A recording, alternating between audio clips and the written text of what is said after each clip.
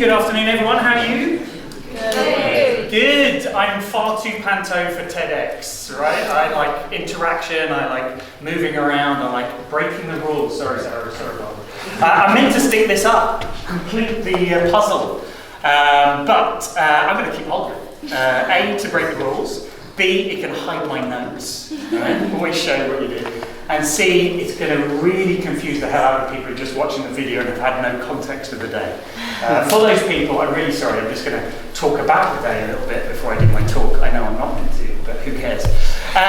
Wow, what a day, yeah? 7 incredible speakers, ego, I'm counting myself there, 6 incredible speakers who have shared some really powerful lessons.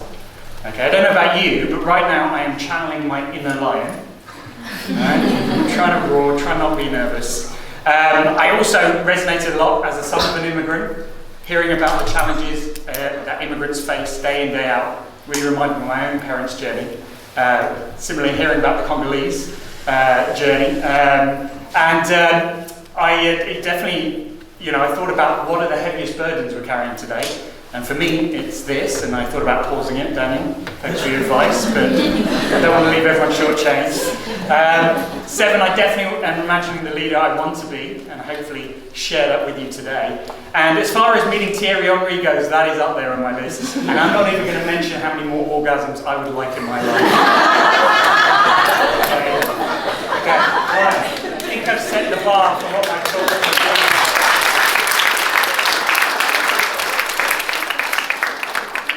Seriously, ladies and gentlemen, I am incredibly nervous about this moment, following those 6 speakers. I'm not nervous for me, I'm nervous for you. Why the hell am I nervous for you? Right? There's so many powerful stories, so many great ideas, so many fantastic concepts that you have to walk away from here today and apply. So I guess the key question, seeing we're sitting in a university, is how good a learner are you? Would you call yourself a good learner? Hands up if you'd say you're a good learner. Ooh, that's for the camera, that's about 75% of the audience sticking their hands up. I'm going to be nice and say they're overconfident. I'm being rude and say they're liars. Not because you're lying to yourselves. Here's what the science tells us. A human being will forget 70% of what they absorb within 24 hours. Fast forward to 48 hours, that is 95%. So come Monday morning, you're barely going to remember a third of one of the talks. Shit, I don't know about you. You've got to pick wisely. Which one is it going to be? Unfortunately, that's the science, right? The question isn't how good a learner you are. It's how good you are at applying the knowledge you already have. Right? I'm a firm believer that most of us have 99% of the knowledge we need to be successful. We're just not applying it. Right? Think of where we accrue knowledge in our life. We go to great talks like TEDx's. We've had great professors teach us stuff. We read amazing books. If only we could tap into that knowledge and actually apply some of it. Right? We don't need to read another book. We don't need to go to another lecture. We know all the powerful messages. That's why I'm here today. My talk's all about unlocking the knowledge within you. I'm going to talk about IQ, EQ, FQ, more of that shortly. But I'm here to teach you how to unlock the knowledge to be more successful at absolutely anything in life. How do I know? I'm the kind of idiot who does this stuff on himself. Right?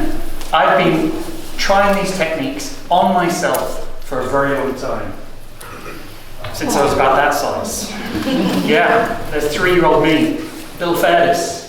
Boy, he was cute. What happened? What happened, ladies and gentlemen? Turns out, when we're kids, we get a lot of the great knowledge that we could use in life. Don't know about you, but if your parents are anything like mine, they probably told you simple things like, you should go to bed early, you should get some of your sleep in, you should eat your vegetables, you should drink lots of water. Turns out they were only bloody right. What's happening nowadays? I'm paying literally thousands of pounds to listen to influencers, to get technology, read books all about how I should sleep more, eat more vegetables, drink more water. Turns out if I just listened to the great advice I'd received all those years ago, not only would I be saving money, I probably wouldn't have got into all the trouble that I got into as a kid, right? Let alone the trouble I got into in the rest of my life. Why did it take me 30 years to tap into some of that knowledge? What an idiot I was. If only I could have tapped into it 30 years sooner. Who knows? I might have been on Alfred's slide of the amazing people that he admired. I might have met Thierry Henry. Don't wait the years that I waited. Okay? I'm going to show you how to do that. Okay? Take some of the knowledge you already have. And we'll skip over my photos. There's a photo of me, but why have I put that photo up? I'd like to share a little story with you. Right? It's not my story. Well, I'm in it later on. It's the story of some call center agents. Okay? These were a team of agents in a call center whose job was to sell car insurance. Now, they had to ring people late at night as they were having their dinner, as they were about to settle in to watch Netflix, and try and sell them car insurance, even though these people didn't know they needed car insurance. As you can imagine, the reaction was not great. It was something like this. And they were terrible at their job. Their sales performance wasn't very good. So their boss, in an attempt to improve their sales, thought, what can I do to help this team? And one day he called them in. And he said, team, I love you, but I got to help you. And I want you to try something with me. I've got a great idea. For the next month, I want you to do your jobs exactly as you do. Make the same calls. Follow the same script. I just want you to do one different thing. I said, sure, boss. What do you want us to do? He said, I want you to do your job in an American accent. So all a British team. I said, an American accent? One guy raised his hand. He said, boss, I don't know how to do an American accent. He said, sure you do. It doesn't matter how bad it is. It doesn't matter if it's deep south, y'all. It doesn't matter if it's from New York, you Coify. Just do an accent. Right? You do an accent and tell her I'll put on accent classes for you. And to support you, every week we'll have an American themed party. Okay? We'll do whatever it takes, but for that 1 month I want you to practice, do your calls in an American accent. Okay, so they went away. They started doing calls in an American accent. Halfway through, 1 week in, they began to lose a bit of faith. The boss was there rallying them, playing games with them, getting them to keep going. And they got to the end of the month. And the boss pulled them all into a room. And he put up their stats. And the most remarkable thing had happened. Every single member of that team, everybody in that room, had improved their sales performance. Not just a little bit. The weakest performer had improved by 25%. The top performer had quintupled their sales. 5 times the sales. Just by the American accent. And it turned out, in the debrief, why was this? When they listened to the calls, each of those people were a bit more confident on the call. They were not taking no for an answer. They were pushing back. They were closing more sales. Because British people see Americans as more confident. And it didn't matter how good the quality of the accent, they all became confident by trying an accent. They were unlocking something within themselves to be more confident. Now, I read this story over 20 years ago. And I probably, like many of you, had the reaction, what's a load of bollocks? That surely never happened. But in my quest of taking any new information and trying it out, I see every new piece of information as a hypothesis. So I test it, because at that exact moment in time in my life, I happened to be running a team of 16 agents in a call center. We weren't selling car insurance, we were selling energy products. Not as glamorous, so even tougher.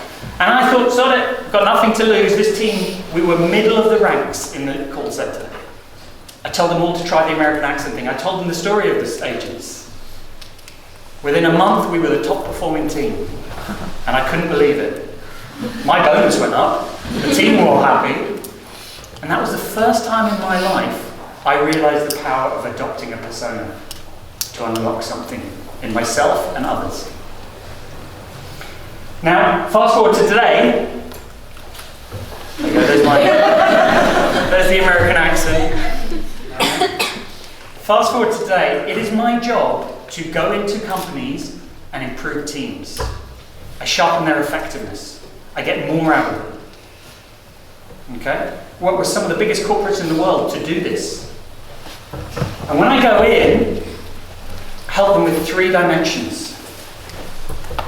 We help them with IQ, EQ, and FQ. Now I know the last one sounds like I'm swearing at you, so I'll say it again, FQ. Alright? That's intelligence quotient, emotional quotient, and focus quotient.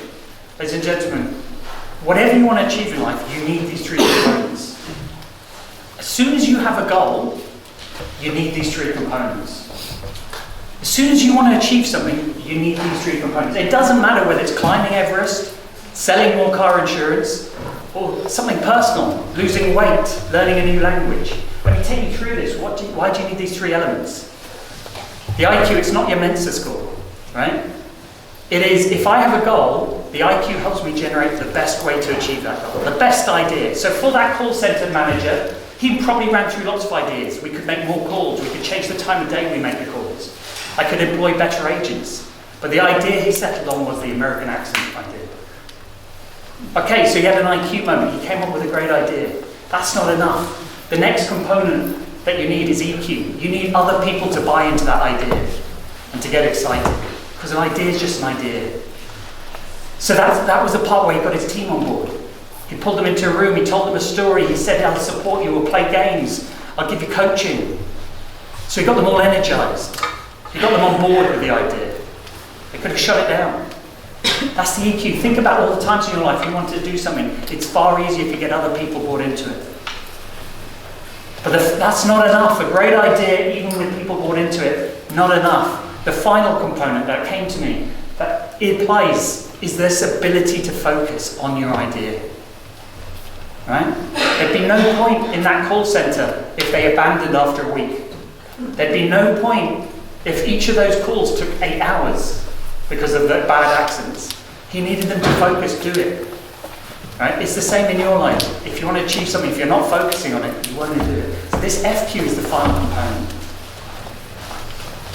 So like I said, I go into companies, I improve IQ, EQ, FQ. But normally when I go into companies, I have the luxury of time. I can spend 2 months with the team. Right? I'm like a PT, I'm there every day correcting behaviors, changing things. Unfortunately with you, I've got 15 minutes. How the hell am I going to fix all of you and unlock all of the talent inside of you? I mean, you're a good-looking bunch, but 15 minutes, that's pretty punchy. Well, first of all, I need to know which of these is your weakest Q. So, have a think. Hands up if your weakest Q is the IQ element. Is that the area that you feel lets down? Okay, we've got one hand. Hands up if you think your EQ is your weakest Q, your ability to get others along for the journey. Okay, 2 hands, right, 3 hands, 4 hands, 5 hands, a few more. Hands up if you think it's FQ, your ability to focus. Welcome to the 21st century in mobile phones. Okay, it's FQ. All right, maybe it's just because it's rude to say that. Well, ladies and gentlemen, I'm going to introduce you to 3 personas that will help you, whichever Q is your weak Q. Okay? Now imagine this scene. A scientist, your best friend, and your nemesis walk into a bar. No, it's not the start of a terrible joke. This is what generative AI thought of that prompt. These are the 3 personas I want you to think about that will help you unlock an improvement in each of those Qs. Right, let's start with the IQ. The IQ is represented by the scientist. Right, think about a scientist. What does a scientist do? They explore questions. They test things. They don't assume they already know the answer. They generate more ideas. We all did science at school. It wasn't because they thought we were Isaac Newton and they got us to prove gravity again. No, they wanted us to prove it to ourselves. Because everything you hear from somebody else is just a hypothesis to test on your own life.